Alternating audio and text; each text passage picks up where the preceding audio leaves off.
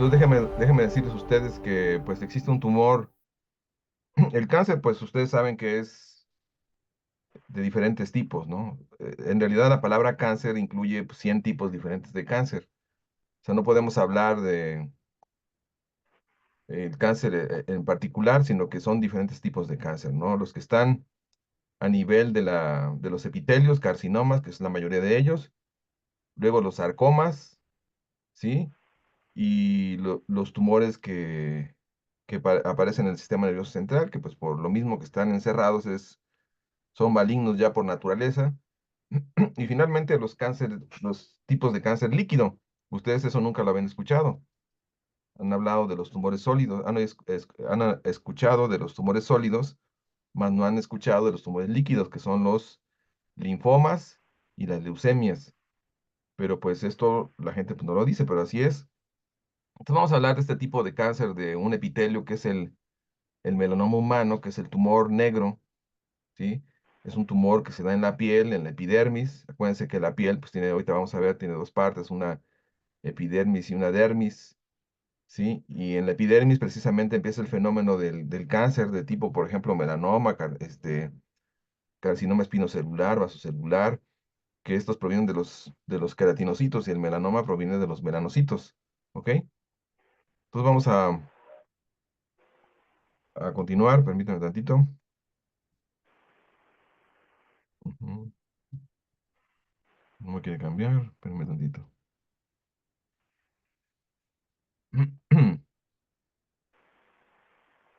Ahí está. ¿Sí lo ven? Bueno, entonces los antecedentes del cáncer en México del tipo melanoma son algo ya antiguos, pero aquí lo importante es de la estadística, pues es en general que las lesiones malignas de piel corresponden al 8% del melanoma, ¿sí? Los demás son otros tipos de cáncer de piel.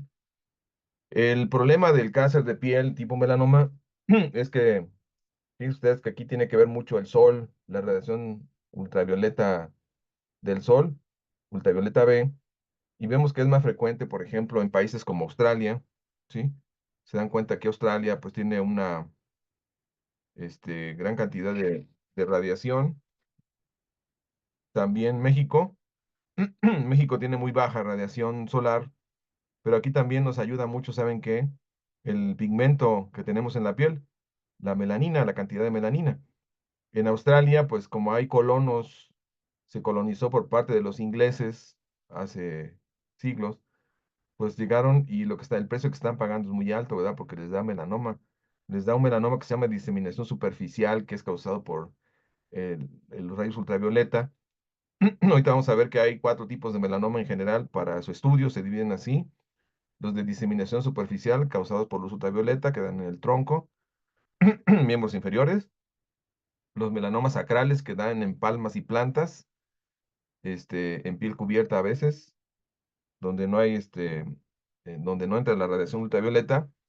Los melanomas léntigo maligno que da en la cara, esos son las manchas que tienen los viejitos, que como su crecimiento es muy lento, lo mejor es no molestarlos, ¿verdad? No dejarlos así tal cual porque crecen muy lento ese tipo de melanomas. Simplemente si se ulceran o tienen algún cambio morfológico en la piel, hay que intervenir, si no, no hay que molestarlos, ¿verdad? Y otros tipos de melanoma que son los melanomas nodulares, que son muy raros, pero sí son peligrosos, ¿no? ¿Cuál es la importancia del melanoma? Dirán, pues es un tumor muy raro, miren, apenas un afectado por cada 100,000 habitantes, ¿verdad? La frecuencia. En México, el problema del melanoma es que es radioresistente y quimioresistente, entonces tiene mecanismos de resistencia capaces de evadir los fármacos, tiene bombas que sacan los fármacos, tiene otros mecanismos que evaden los tratamientos y una cirugía, pues si es muy temprana, pues sí puede eliminar el tumor y las células que están migrando alrededor del tumor. O sea, el tumor, aquí la ventaja que tienen los dermatólogos es que lo están viendo, ¿sí? Es un órgano que se puede ver, ¿sí? Es un órgano que se puede palpar, se puede fotografiar, se puede sentir. La piel es un órgano maravilloso que podemos diagnosticar con relativa facilidad, ¿verdad? El problema que tenemos aquí es que la gente no está educada para verse los melanomas. Por ejemplo, en Australia, se sabe que la gente pues ya tiene cierta educación, hay un programa de salud que es un instructivo que les dice cómo deben de revisarse cuando se bañan. Aquí en México pues es muy raro, sí, hay aproximadamente 2 cirugías de melanoma acral en el Hospital General es un hospital de concentración aquí en México. Cada semana hay 2 o 3 extirpaciones de melanoma, pero se dan cuenta que en los países donde hay gente de piel clara, Estados Unidos, Nueva Zelanda, o colonos, ¿verdad? Colonos, occidentales que llegaron a estos países, pues sí, finalmente, pues terminan con melanoma por la radiación solar. Se dan cuenta en Brasil, pues es bajo, en México es bajo, en Japón y en China, pues es muy bajo, ¿no? Entonces, ese es el problema del melanoma. Y pues su importancia radica en que tiene alta mortalidad para los pacientes debido al desarrollo temprano de metástasis, difícil diagnóstico, a pesar de que ustedes digan, no, pues es que es un tumor negro, pues podemos verlo inmediatamente, no, pues sí, efectivamente. El problema es que la gente no está educada a verlo, piensa que es un lunar en forma de mapa, que no es redondo, cuidado, que cambia de color. Hay unas claves mnemotécnicas que usan los dermatólogos de área, borde, color, etcétera. Son criterios clínicos que ellos utilizan para el diagnóstico del melanoma. Esto ayuda. En verdad, cuando hay una sospecha de melanoma, pues se hace una biopsia y se manda con el patólogo para que él defina si es melanoma maligno o es un lunar raro, ¿verdad? Tiene alta quimioresistencia y radioresistencia, ¿verdad? Otro de los problemas que tiene el melanoma, que hay el melanoma acral, por ejemplo, que da en palmas, plantas, bajo la uña, se llama subungueal, ajá, espacios interdigitales entre los dedos. El problema que tiene este tipo de melanoma, fíjense ustedes, es que la gente piensa que se da un machucón en el dedo, ajá, y piensa que es pues un coágulo de abajo de la uña, y finalmente piensan que pues no tiene importancia, nomás los campesinos. Entonces ese es el problema que tenemos, ya cuando tienen el tumor que se ulcera, que está sangrante, entonces ya cuando se espantan y van al hospital. Ujú. Entonces se hicieron varias estadísticas, ya tiene tiempo, pero bueno, de 1,000 casos de melanoma que se estudiaron, 23% correspondieron al melanoma de piel, 61% se presentaron en mujeres, 51% fueron en el DF y Estado de México, la edad promedio fueron 54 años, el 77% de los pacientes trabajaban bajo techo. Entonces aquí, si el melanoma es causado por ultravioleta, porque aquí se presentaron, pues es otro tipo de melanoma. Este melanoma se llama acral, ¿sí? Palmas, plantas, lecho subungual, interdigital, ¿ok? La localización más frecuente fue en extremidades inferiores. Y también aquí hay una preferencia de las mujeres. ¿Por qué razón? Porque se piensa que, bueno, como usan falda, probablemente hay teorías, ¿verdad?, que tratan de explicar esto, que probablemente la radiación choque con el pavimento y que se regrese y que de esa forma reciban radiación ultravioleta ellas en la pierna, por ejemplo, ¿no? Entonces, pues eso es por un lado, y por otro lado se sabe que las mujeres tienen la piel un poco más clara que los varones.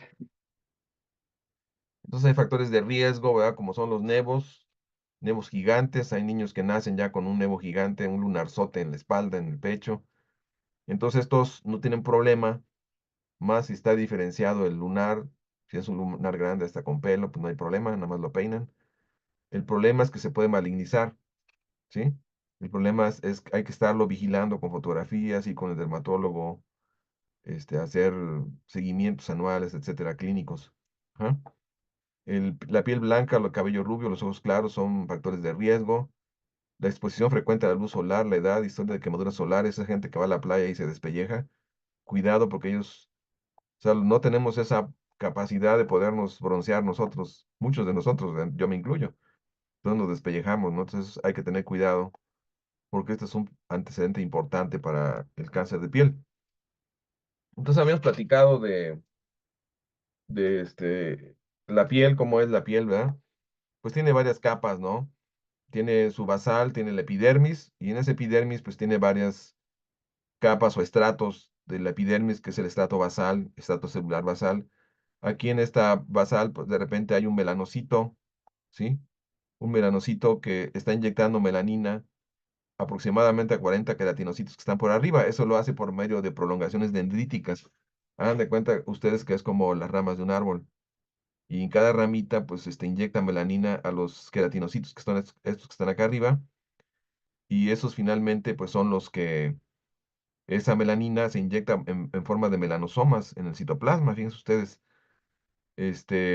ya la formación de estos microvesículas que secretan las células ya se sabía por los histólogos, los morfólogos de hace muchos años, ¿no? O sea, no es novedad que las células estén aventando microvesículas en cultivo y todo eso, pues ya se sabía, ¿no? Este, y se llama una herencia citocrina. O sea, cuando una célula se, se desliga de un pedacito de su ser y lo dona, eso es una herencia citocrina, ¿verdad? Una transferencia citocrina, un pedacito de la célula se va para allá a otra célula. En la actualidad se sabe que estos fenómenos son muy frecuentes. Por ejemplo, en el cáncer acaba de aparecer hoy mismo en Nature, la revista más famosa de investigación en el mundo, que los tumores malignos, las células malignas de los tumores, pasan sus mitocondrias con problemas del metabolismo. Acuérdense ustedes que las mitocondrias siguen el efecto Warburg, y el citoplasma, la glicólisis, ¿no? Pero las mitocondrias afectadas del cáncer se pueden heredar a las células que están rodeando, que están formando el microambiente tumoral. Entonces es muy interesante. Chéquenlo, está en Nature el día de hoy apareció. Y creo que te regalan la reseña, ¿no? Entonces, básicamente, pues está muy interesante. Estas cosas, pues ya nos falta mucho que aprender todavía de la fisiología celular de estos tejidos, ¿no? Pero bueno, básicamente hay el estrato espinoso formado por los queratinocitos, la basal por los queratinoblastos, de repente hay un melanocito, el estrato granuloso por los queratinocitos con queratina madurando, formando polímeros, y el córneo ya prácticamente es pura queratina, ¿no? Y acá arriba, pues se desprende la piel. Y hacia abajo tenemos estos que son los papilas cutáneas, y acá abajo, pues ustedes ven aquí un vasito. Estas papilas son como deditos que están sosteniendo la piel, y cada papila tiene capilares arteriales y venosos, y esos sueltan aquí sus nutrientes, y es de lo que vive la piel. La piel no tiene, la epidermis, para ser específico, no tiene circulación acá en esta parte, sino vivimos o vive a partir de lo que sueltan estos vasitos. Aquí son tres células formando, endoteliales, formando aquí un capilarcito, mira un vasito. Entonces están soltando aquí los nutrientes y van migrando hasta acá. Entonces es importante.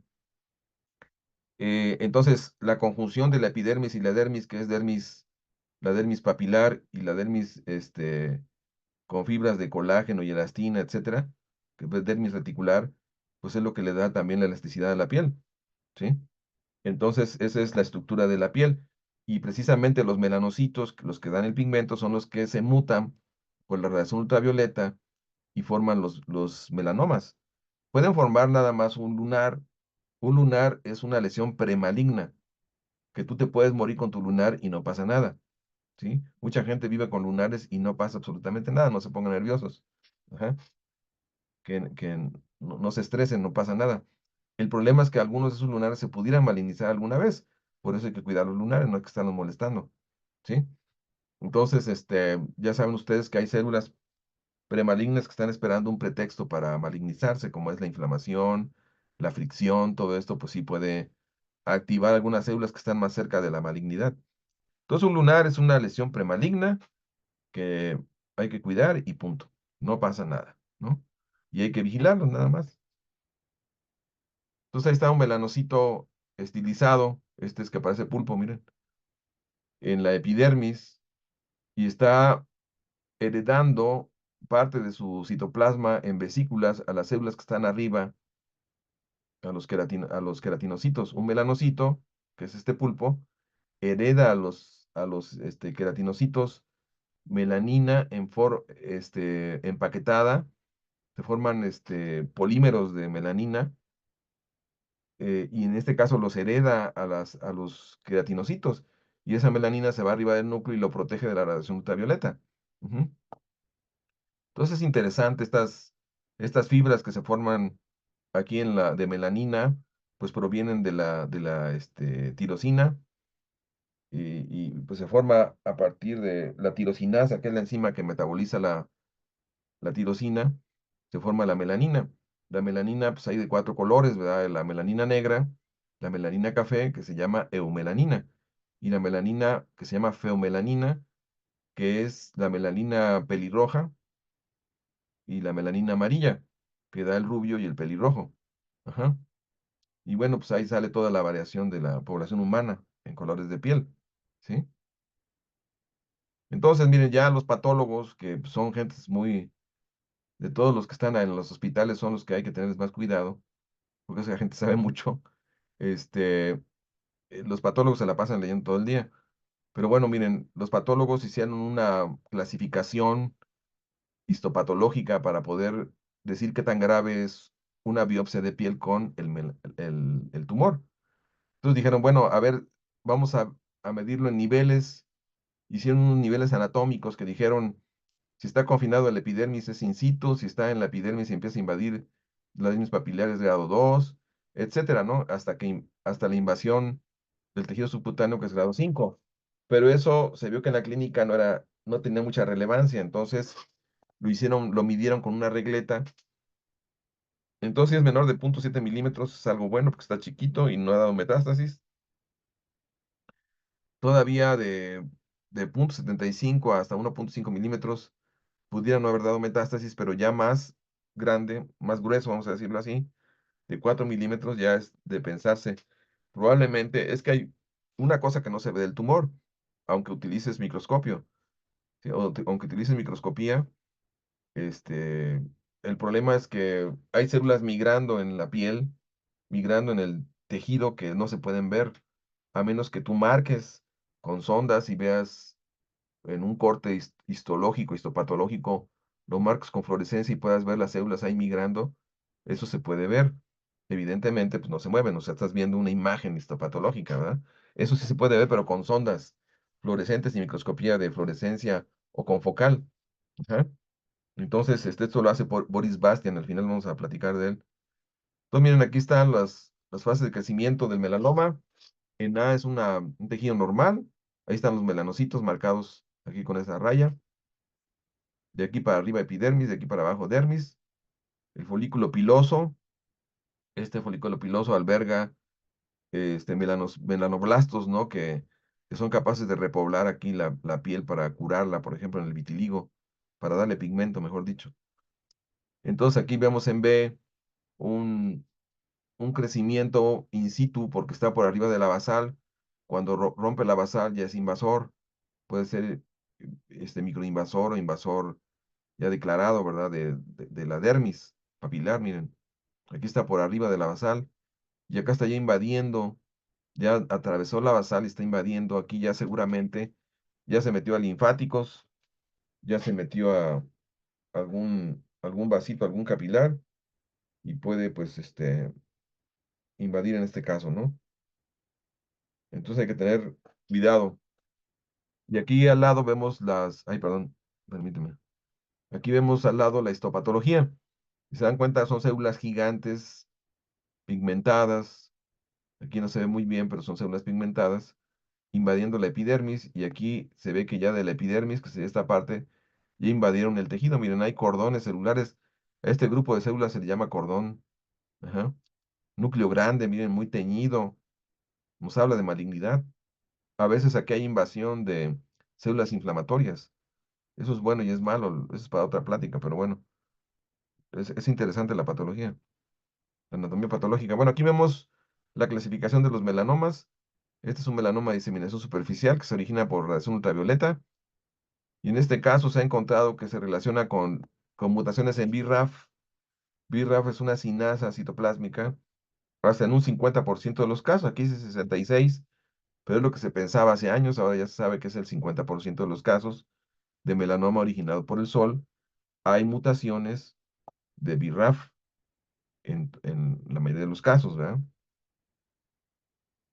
Luego aquí vemos otro melanoma, que es el melanoma léntico maligno, el que le decía de los viejitos, que da en la cara de los viejitos. Aquí el criterio es no hacerles nada. Ajá. Aquí la gran pregunta es, ¿por qué es más malo el melanoma acral que el de la cara. Aquí pues hay criterios y hay conocimientos que se tienen de lo que implica tener la piel, lo que implica ser piel de la cara o piel de palmas y plantas, ¿verdad? Hay diferente matriz celular, diferentes colágenas. Probablemente ese ambiente histológico, ¿verdad? Ese ambiente de la matriz celular sirva para detener a veces el avance del cáncer. Por eso el cáncer es diferente de una piel a otra, aunque también ya se han encontrado mutaciones diferentes. Por ejemplo, en este caso, se desconoce porque no hay tanto BRAF en los mutaciones de BRAF en los léntigos malignos de los viejitos, ¿verdad? Aquí vemos otro melanoma que es el melanoma acral lentiginoso, el que más se ha encontrado en México. En México pasa algo interesante, miren. En México, pues hay muchos hospitales de concentración y llegan muchos campesinos, gente del campo, con muchos melanomas acrales. Y, por ejemplo, si tú te vas a ciertas zonas de México donde hay gente de otros países, ¿no? Como Polanco, que es una zona aquí de personas de israelitas, descendientes de israelitas o de Líbano. Aquí, ¿por qué razón el melanoma es diferente? Ahí el melanoma es más de diseminación superficial, no es tanto acral. Y si tú te vas a ver a los profesores que son atendidos por un hospital que se llama el ISSSTE, aquí en México, que es para los profesores que dan clase en primaria, secundaria, etcétera. Ahí también hay mucho melanoma de diseminación superficial porque se van mucho de vacaciones a la playa, ¿no? Entonces es muy diverso aquí el melanoma y depende del tipo de trabajo que desempeñes, ¿ok? Y qué tanto pigmento tengas en la piel. Es complejo, es complejo. Si ustedes me dicen cuál es el melanoma del mexicano, pues yo diría que más es el acral. Pero si viven en Polanco, donde les digo que hay israelitas y libaneses, no me preguntan cómo viven juntos ahí, felices, seguramente haciendo negocios, ¿verdad? Pero bueno, porque ahí qué tipo de melanoma es de diseminación superficial, ¿verdad? Y este es otro tipo de melanoma, el nodular. El nodular, pues es un melanoma que se ha visto que hay alteraciones en el cromosoma 1, banda 36. El 60% de los casos han encontrado alteraciones en este cromosoma y los genes que lo causan se están estudiando. Evidentemente, miren, este, el diagnóstico, el diagnóstico principalmente lo hace con cortes histopatológicos y tinción con hematoxilina y eosina. Eso es su herramienta del diario, ¿verdad? Pero también existe que a veces se apoya con anticuerpos para hacer inmunodetección de ciertos marcadores en la piel o en los tumores para decirte que es maligno, ¿sí? Por ejemplo, para el melanoma existe la proteína S100, el HMB45, que es otro marcador, la proteína S100, que es otro marcador, y los otros que se llaman MAGE, que son marcadores testiculares del desarrollo que están en los melanomas porque se vuelven a expresar ahí en una malignidad, en un tumor maligno de melanoma. Entonces el patólogo cuando tiene duda recurre a estos marcadores. Son muy pocos los casos, ¿verdad? Pero ya si ustedes se agarran un libro de histopatología e inmunopatología, van a encontrar que ya hay marcadores para casi todos los tumores. Y muchos de ellos, de esos marcadores son casi el 100%. O sea que cuando es positivo, sí es maligno como tal, ¿ok? Es un área muy interesante, ¿no? Entonces, ¿cuáles son los mecanismos de quimioresistencia en el melanoma? Pues la actividad de bombas MDR, la actividad de proteínas asociadas a la multiresistencia, actividad aumentada de la glutatión transferasa. Estas bombas de acá arriba pues son las de multiresistencia a las drogas. Estas bombas son las que escupen las drogas cuando se la meten a la célula. Le meten las drogas a la célula y estas bombas las rechazan. Ajá. Se han tratado de bloquear estas bombas con algunos fármacos. La actividad de proteínas asociadas a la multiresistencia que son parecidas a las MDRs. La actividad aumentada de la glutatión transferasa. Acuérdense que el glutatión es antioxidante, es un poderoso antioxidante. Incluso ustedes saben que pues el glutatión es producido por el hígado todas las células hacen glutatión, la que más hace es el hígado, y se lo puede aventar el hígado, al glutatión al tumor, y lo aprovecha el tumor para defenderse. Ajá. Regulación negativa de los genes de la topoisomerasa 2, esos fármacos que atacan este, a la topo, pues en este caso, pues se pueden bloquear los genes para que los fármacos no le hagan nada, y una actividad aumentada de los mecanismos de reparación. Todo esto, pues, son estrategias del cáncer para salirse con la suya, ¿ah? Entonces aquí vemos prácticamente la evolución del melanoma hasta que hay invasión a los vasitos, ya sean linfáticos de otro tipo, el ciclo celular del melanoma. Pues aquí vemos que esta célula maligna pues tiene su ciclo celular, pero cuando hay una radiación ultravioleta, esta es una célula normal que está haciendo su ciclo celular, pero hay una radiación ultravioleta que daña el DNA. Si lo daña, pues sale inmediatamente MDM2, que sobreexpresa P53, y a su vez P53 pasa a la expresión de P21, P27 y P16, que son los genes anticáncer. Ajá. P53, P21, P27 y P16 anticáncer, que detienen el ciclo celular y permiten que se repare el DNA. Si se repara el DNA, se sigue dividiendo la célula. Si no se repara, hay señales que la mandan a muerte. Ajá. Es cuando se toma la decisión de la apoptosis para evitar el cáncer. En este caso, cuando hay mutaciones en P16, P21, problemas de regulación epigenética, acuérdense ustedes que estos genes tienen en su región promotora islas citosina guanina, y ahí las citocinas, si están metiladas, pues está apagado el gen. Eso puede suceder en el cáncer, ¿verdad? Eso sucede con mucha frecuencia en diferentes genes, y a veces le toca P16 o P21, y bueno, eso los desarma a las células para poder irse a apoptosis. Entonces hay fármacos epigenéticos que ayudan a activar nuevamente los genes, como es la hidralacina. Ajá. Otros que actúan sobre las este, desestilasas de histonas, etcétera, ¿no? Ya eso es tema de otra plática. Entonces, miren, aquí está lo que han encontrado en resumen: mutaciones en BRAF, esta sinasa que manda señales de crecimiento y proliferación. P16, que es anticáncer, han encontrado mutaciones de lesiones y apagado del gen, efecto epigenético apagado. Y RAS, mutación en diferente frecuencia, ¿ok? En grupos de pacientes. Pero es importante hacer estudios de varios pacientes, ¿verdad? Varios tumores, para poder sacar este tipo de estadísticas que son una buena guía para los médicos, y tomar decisiones, ¿no? El objetivo, pues, en el trabajo fue identificar genes con expresión diferencial relacionados con el melanoma en individuos mexicanos. Entonces, se tomaron muestras, para no hacerles larga la plática, se tomaron muestras de pacientes con melanoma, en este caso de tumores, algunos en fresco, otros incluidos en parafina.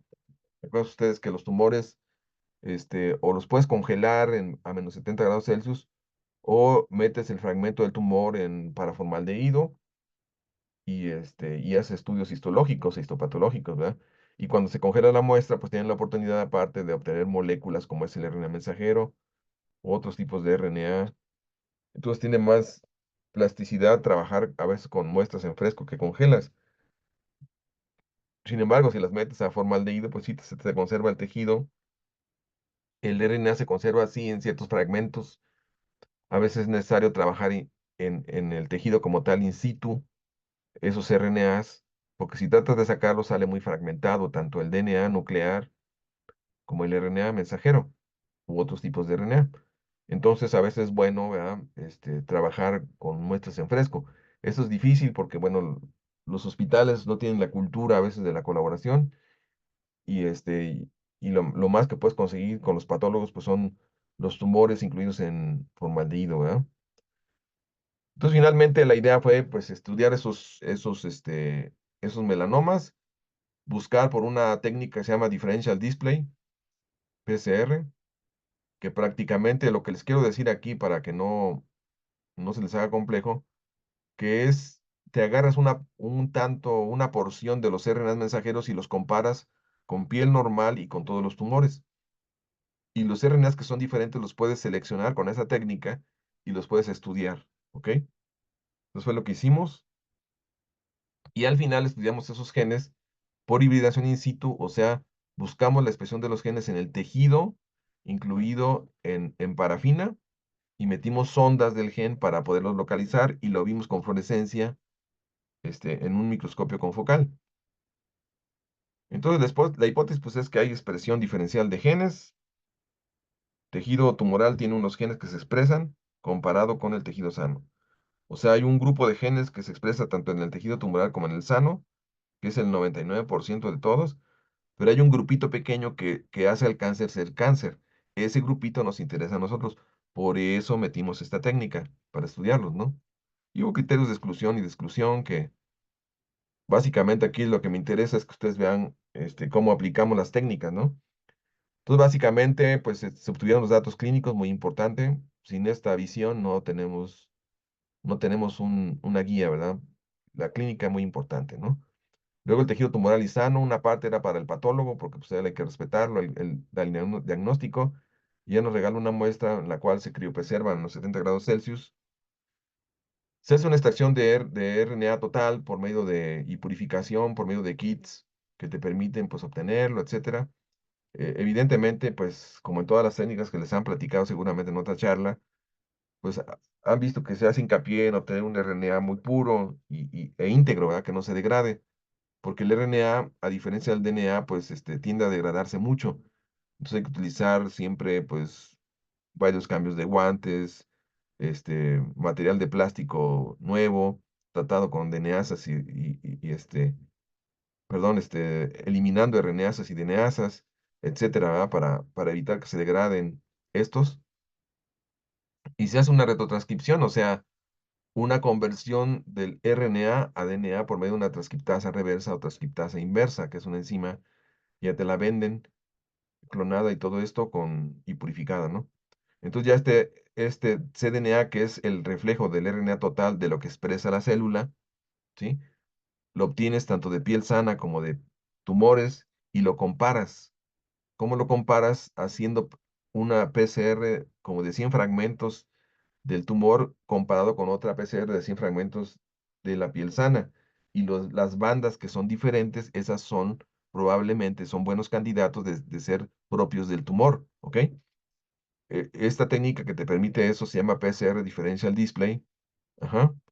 Y esto se hace corriendo en geles ultradelgados, este, para poderlos evaluar luego con tinción de plata. Ahorita vamos a ver algunos.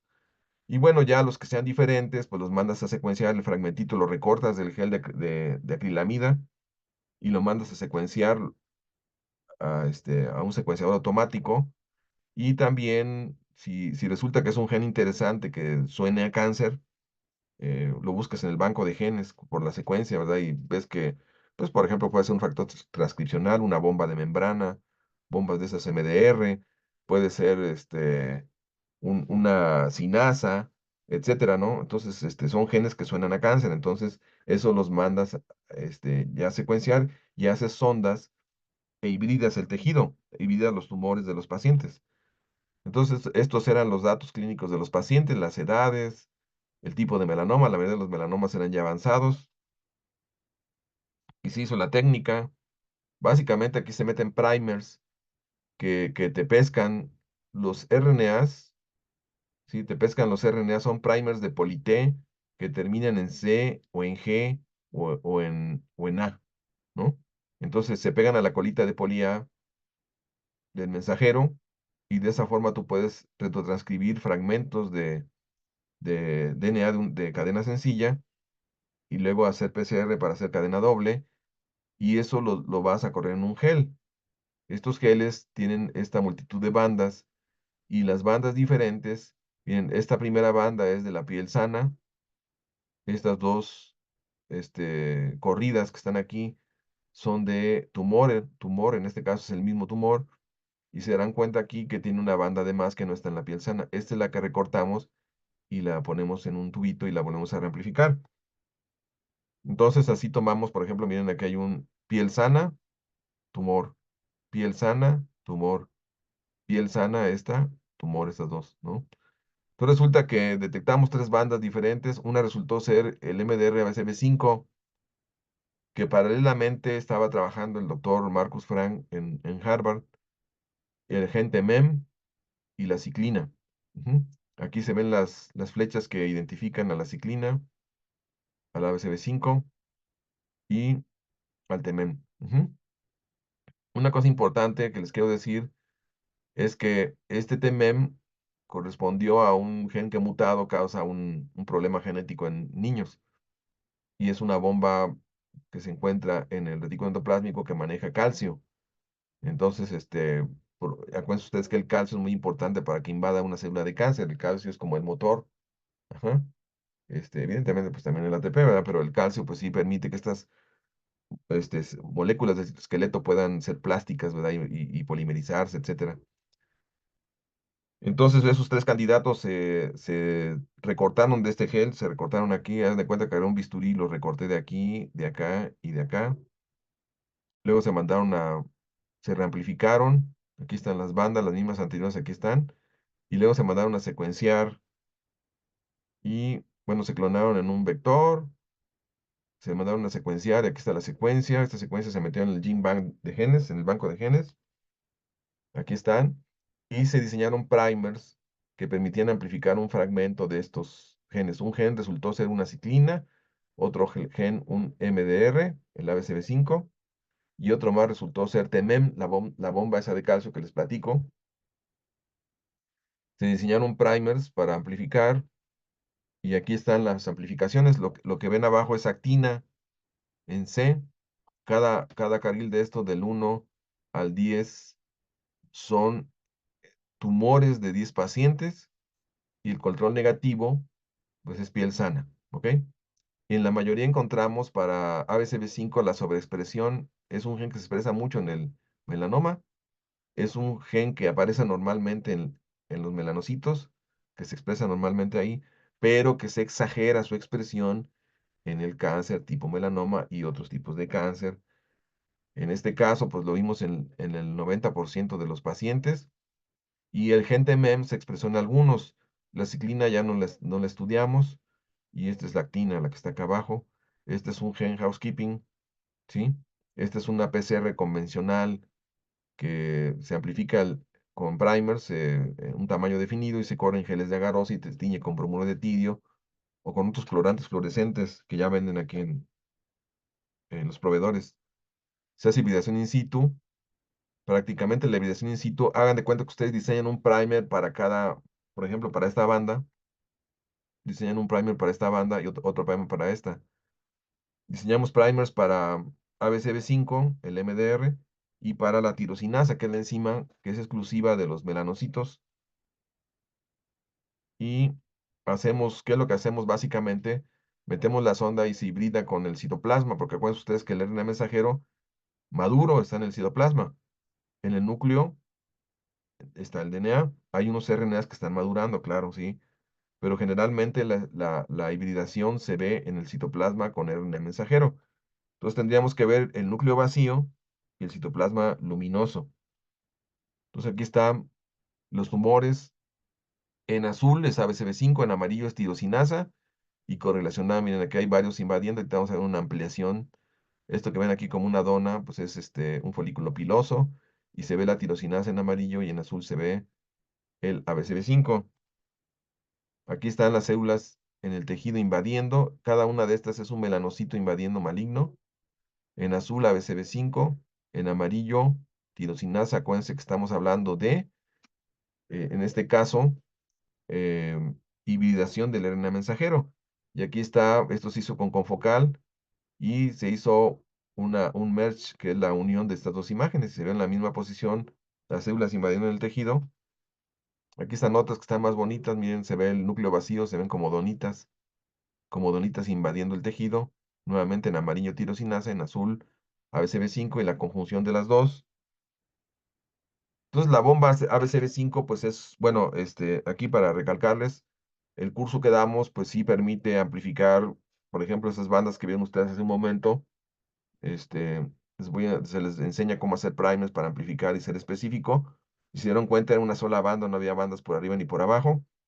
Y con ese mismo conocimiento podían incluso hacer estas ondas para hibridación in situ. Entonces, las bombas, pues, ¿a qué se dedican? Pues a expulsar fármacos, muchas de ellas. Y por ejemplo, aquí está una bomba desplegada que pues en realidad forma como un poro en la célula, ¿sí? Tiene sitios de unión a ATP y esto permite expulsar drogas. Es semejante al canal de cloro que se afecta en los niños que tienen fibrosis quística. Entonces, ¿qué es lo que pasa? Hay una teoría que dice que cuando ustedes meten los fármacos a la célula, esto que ven aquí es un melanocito maligno. Este es el núcleo, este son el Golgi, el retículo endoplásmico, la mitocondria, etcétera, ¿no?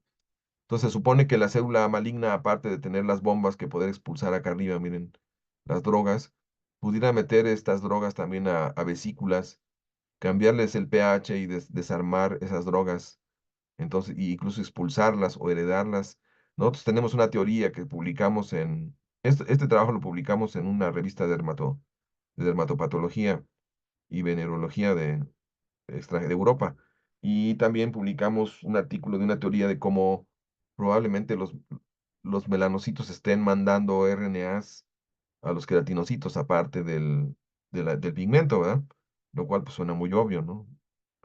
Entonces, finalmente, pues lo que hace el melanocito es expulsa eh, el, en este caso, por ejemplo, puede la droga meterla en un melanosoma y expulsarla y heredársela a un queratinocito. Finalmente, el queratinocito pues se va a desfacelar, ¿verdad? Se va a eliminar cuando la gente se bañe.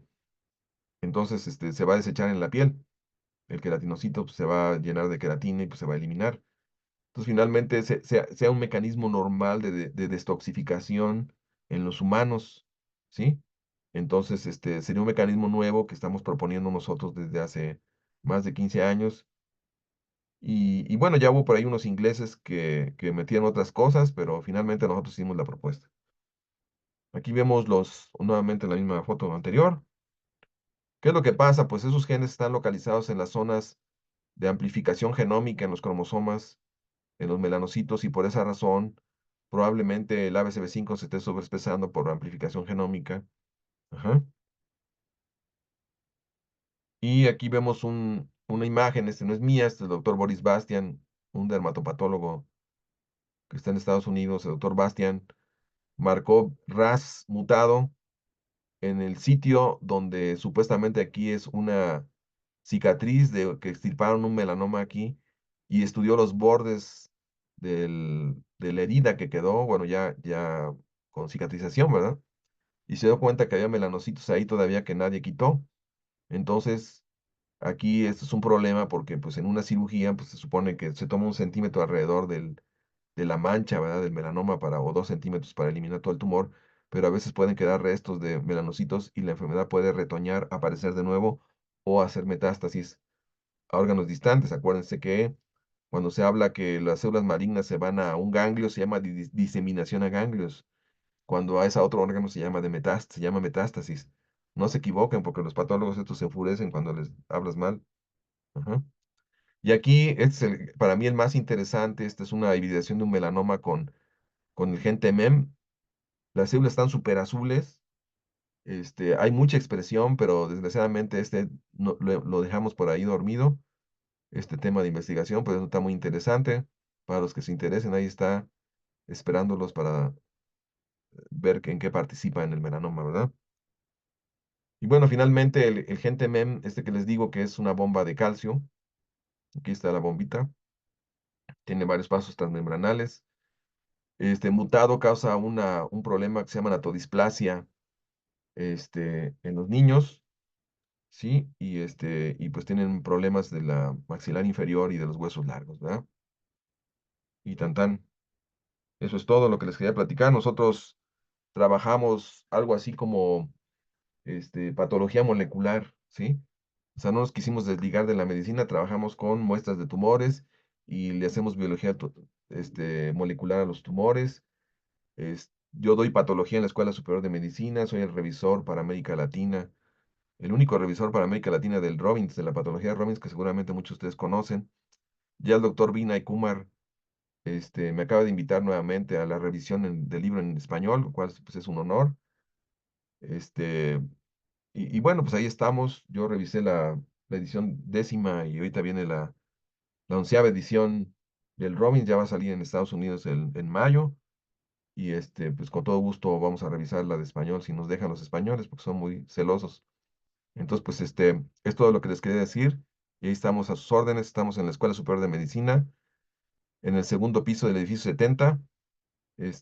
Si no, les dejo aquí mis datos con la compañía de los doctores para que me contacten. Y está el curso, ¿verdad? El curso también, diseño de primers, con todo gusto. ¿Sería todo por el momento? ¿Alguna pregunta?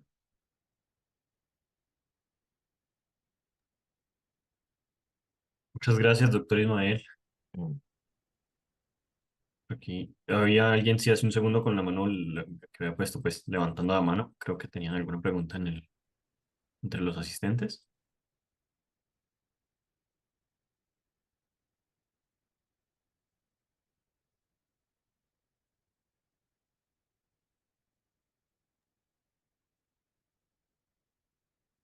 Yo Como tenía, quieras, si tienen alguna duda, con todo gusto, te la pueden dejar y me la mandan y yo se las contesto, se las mando de manera escrita. claro que sí, doctor. Yo tenía un par de preguntas aquí, Adelante, sí. unos apuntes. No es mi campo, la parte de la patología ni la Ujú. histología, pero tenía unas preguntitas. ¿Estos primers ustedes los diseñan aquí mismo en el laboratorio del Politécnico? Sí, mira, el proceso de diseño es algo sencillo, pero a ver, hay hasta programas que tú puedes bajar del internet y los diseñas. Ajá. Pero ¿cuál es el secreto del curso que damos? De que tú lo vas a hacer, tú vas a sacar la parte teórica, lo vas a diseñar, qué parte te conviene, qué parte no te conviene. No es lo mismo hacer un par de primers para amplificar el cDNA, o sea, el DNA que proviene a partir del RNA, porque tienes que tomar en cuenta que hay uniones de exones y exones, que hacer unos primers para hacer el DNA genómico. Son dos cosas diferentes. Un cDNA es el reflejo del RNA mensajero y un DNA genómico pues está en el núcleo y es parte del cromosoma. Entonces, eso te lo vamos a enseñar y te garantizamos que esos primers a la primera te van a salir en la amplificación, cosa que no sucede con los programas que no son perfectos y que te salen bandas accesorias. Entonces, nuestro curso te va a permitir que tú metas las manos y que encuentres la lógica. Ya saben que todo, o sea, yo no estoy en contra de la sistematización y los programas, ¿no? Al contrario, pues son una gran ayuda. Pero esto sí que es delicado y es muy importante porque pues es la base de un trabajo. Valdría la pena que diseñes los primers, tanto para que lo apliques tanto al cáncer, a los parásitos, a las bacterias, etcétera, ¿no? Entonces esto sí te va a permitir una visión más amplia, ¿no? En este caso lo aplicamos al cáncer, pero puede ser aplicado a los laboratorios de diagnóstico molecular, todo esto, ¿verdad? Sí sería importante. Te damos el curso y aparte, pues hay una charla, son 4 charlas, y hay una que te la da la doctora Gabriela Luna Palencia del CIMBESTAB, que te habla cómo hacer PCR en tiempo real, este, y cómo se aplica, ¿no? E interpretar los resultados, claro. Súper bien, doctor. Y la parte ya de la síntesis del primer como tal Ah, del... buena pregunta, sí. Mira, la síntesis esa se hace, pues ese servicio lo dan las compañías. Hay compañías que están aquí en México, como Oligo T4, y ellos que están en el extranjero. Ajá. Y evidentemente, si es aquí en México, te sale más barato. Te lo mandan por DHL, etcétera. Son buenos, son relativamente buenos aquí en la síntesis. Están en Irapuato, Guanajuato. Y hay otras compañías, por ejemplo, no sé, por decirles algo, Silvera. Silvera también tiene un buen soporte para pedir los primers. Entonces te dan un formato que tú lo llenas, ¿verdad? Y pides, no sé, milimolar, nanomolar, etcétera. Y ya te hacen una cantidad definida y te los mandan liofilizados, o sea, en polvito. Ya tú los reconstituyes con agua, evidentemente agua ultra pura. filtrada por punto 22 micras y tratada con ultravioleta, etcétera. Esas aguas las venden. Y y ya la utilizas. Ajá. Te la mandan incluso cuantificada, la cantidad de primers. Entonces, ya sea de cualquiera de las dos versiones, son muy buenas. Y ya tú escoges. Miren, el problema de la síntesis de los primers por las máquinas es que te da el 70% del tamaño que tú quieres. Los primers son de 20 bases, por ejemplo, pero una máquina te hace 70% de 20 bases, un, un 20% de 15 bases, un 10% de 18 bases, etcétera, ¿no? Entonces hay todo un gradiente de tamaños, ajá, pero hay compañías que los corren en un gel y recortan la parte más grande, lo que cumple con los 20 bases y lo demás lo desechan. Eso es lo que vale la pena de las compañías, que te den el tamaño definido, porque las máquinas tienen errores, las máquinas automáticas de síntesis, y te dan a veces los primers de menor tamaño. Ustedes saben que estos primers son de bases púricas y pirimídicas, unidas a ribosa y a fosfato, ¿sí? Entonces, base, ribosa, fosfato hace un nucleótido. Hay 20 nucleótidos en un primer. Esos 20 sería ideal que te los dieran de 20 porque tú así lo diseñaste. Pero las compañías a veces te los mandan con toda la familia de primers que son más chiquitos. Entonces, por eso a veces son un poquito más caros cuando tú los pides purificados porque te dan un tamaño definido. Te lo garantizan. De acuerdo, doctor. Entonces podríamos decir que este es el paso limitante en la velocidad de la investigación, a lo mejor en el costo también presupuestal para el grupo de investigación. Pues sí, mira, vas a batallar. Si tú lo haces por un programa, a lo mejor te salen unas bandas ahí molestas, unas bandas molestas, ¿no? Quieres una banda de 200, te aparece, pero por arriba hay uno de 250 y abajo hay tres de 150, 50 y 25, ¿no? Entonces, esas para quitarlas tienes que aumentar la temperatura, mover la cantidad de nucleótidos, el número de ciclos de la PCR, etcétera, y vas a estar batallando. Y si te iba a salir la amplificación en una semana limpia, o sea, me refiero a que después de varios experimentos, en una semana te va a salir limpia con tu diseño, a mano. Si lo haces con programas, a veces tienes que aventarte un mes para que te salga limpia, y eso quién sabe. Entonces, la ventaja que tiene el curso, que es un curso que te permite diseñarlos así de manera teórica, pero te garantiza que van a estar las bandas limpias a la primera, casi. Ujú. De acuerdo, profesor. Muchísimas gracias. Por aquí hay un par de preguntas en el chat. Una es, ¿cómo hacen las bombas de calcio para identificar cuáles son los fármacos que están ingresando a la célula? ¿Cómo hacen las dos? Ah, no, no, estamos hablando ya te entendí, sí. Lo que pasa es que son familias de bombas, algunas, por ejemplo, se toman cierto tipo de fármacos con ciertas cargas, ¿verdad? Y los pueden manejar, pero no todas hacen lo mismo y otras, se sospecha que algunas, por ejemplo, pudieran manejar, ciertas moléculas, ¿no? Pero estos son familias y pues es dependiente de la estructura y de la carga que tiene la molécula. Ujú. La formación de dímeros.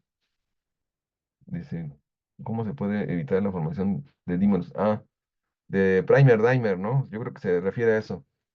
El primer-dimer, evidentemente, pues en el curso se habla de esto, de cómo evitar esto, ¿verdad?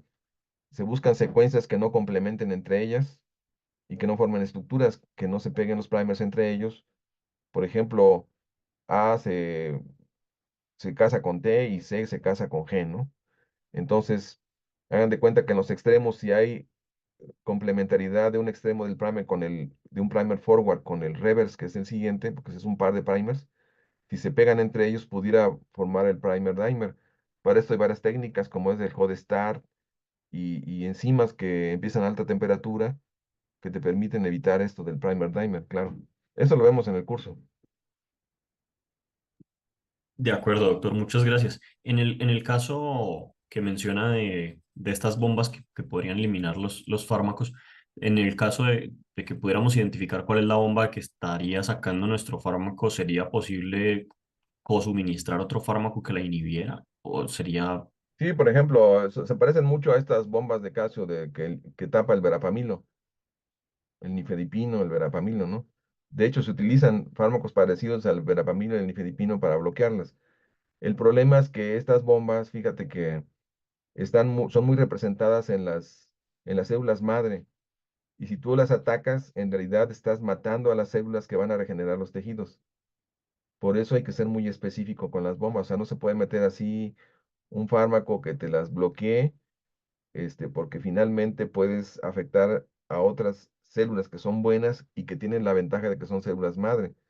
Entonces, ese es el problema que se está enfrentando la gente, que bueno, si las identifica, dice, ah, pues son las ABCB5, son las MDR1, pero el problema es que estas bombas están en las células madre para poderlas cuidar y defender de los agentes tóxicos, ¿no?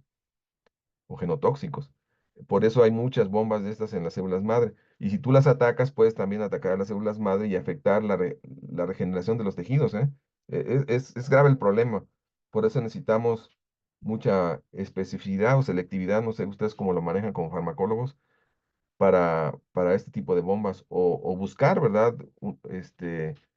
Cómo, según la dosis, poderlas bloquear sin afectar tanto a las células madre. De acuerdo, doctor, muchas gracias. Sí, En Facebook se está transmitiendo también la clase. ujú, Tenemos una pregunta, sí. la voy a transmitir. Dice que si nos podría explicar cómo es la farmacodinámica de la hidralazina. Solo no estoy seguro de si está relacionado con el tema. Ah, ya, ya. Mira, no soy farmacólogo, pero sí te puedo decir que se utiliza la hidralazina porque se ha visto, bueno, esa se usa para bajar la tensión arterial, ¿no? Este, Normalmente, entonces, el doctor Dueñas González utiliza la combinación de valproico con hidralazina y se permite, hay un efecto que se potencia, por ejemplo, el valproico pues te inhibe las histonas desetilazas y la hidralazina pues te puede cambiar la metilación de los genes y hacer que se expresen algunos. Entonces se ha visto que en algunos pacientes que les dan hidralazina puede ser contraproducente, puede haber enfermedades autoinmunitarias, ¿no? Que se despierten por la formación de neoantígenos que no estaban antes, ¿verdad? Eran genes que estaban en el desarrollo apagados y que por la hidralacina se prenden ahorita. O sea, ningún gen tiene que estar prendido que estaba en el periodo embrionario, cuando eres adulto, pero la hidralacina los puede, modificar. Ajá. Entonces, lo que te puedo decir. Entonces, son agentes epigenéticos, bueno, que se usaban para alguna cosa, pero ahorita, este, se les ha encontrado otro uso epigenético, ¿no? Y contra el cáncer. Ujú. De acuerdo, doctor, muchas gracias. Eh, ok. Estaban también discutiéndolo al respecto en el Facebook precisamente sobre el uso de la hidralacina. Doctor, ¿nos podría explicar de pronto un poco más cómo sería esa hibridación? Bueno, ya en la parte práctica, esa hibridación del ARN mensajero que queremos hacer para generar el contraste en las imágenes que usted nos estaba mostrando. A ver, déjame ver si, permítame. No hay la forma de sacar aquí una plumita, no. Según yo, sí, solo, Déjame ver. Ah, aquí está. sí, a la izquierda abajo. Mm. A ver si ahí aparece. Ahí sí lo ven. Ahora vemos una pizarra completa. Ándale, exacto, bueno. Haz de cuenta que este es el. Ay, perdón. Este no es mano libre, espérate. Déjame buscar mano libre. Aquí está. ¿O cuál es este? Este. Haz de cuenta que este es el RNA mensajero. ¿Sí? Esta es la célula. Este es el núcleo. Ajá. Entonces aquí está. Este. Esta es la sonda.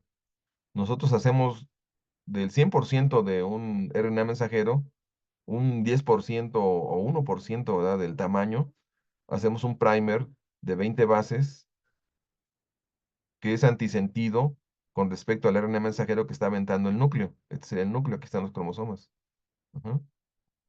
Entonces, si ustedes se dan cuenta aquí, este RNA mensajero va marcado con una molécula fluorescente, que puede ser fluoresceína, por ejemplo, que es la que ustedes conocen, o puede ser otra molécula que se llama CY5, CY3, son de diferentes, que se excitan a diferente longitud de onda y emiten a diferente longitud de onda.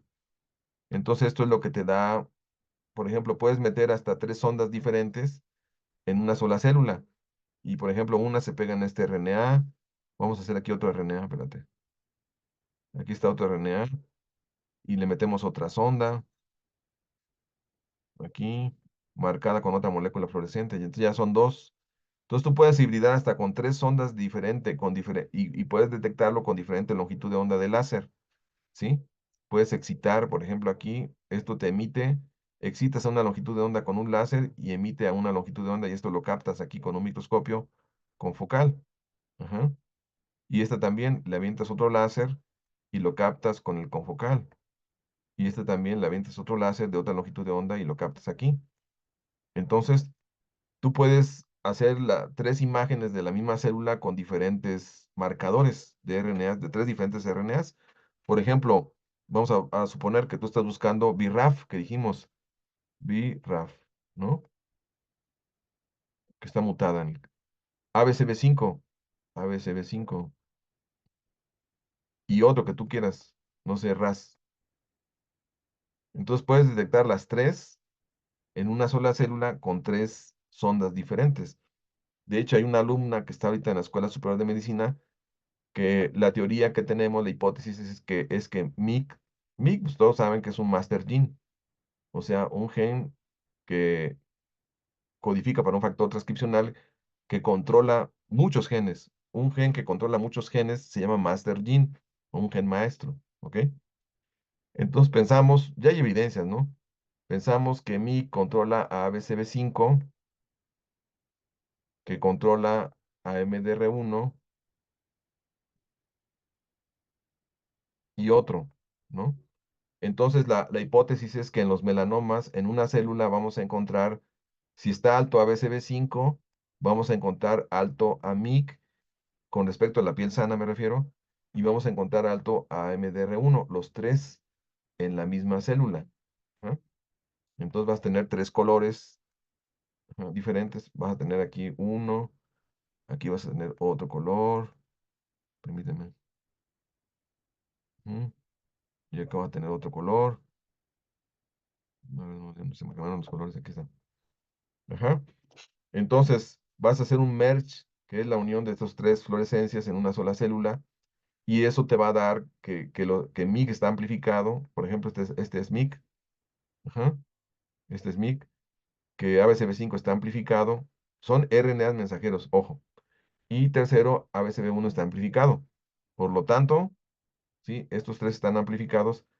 Es probable que MYC esté, si está sobreexpresado, esté controlando a BCB5 y DMDR1. Es una hipótesis que la vamos a explorar con anticuerpos y probablemente también con sondas.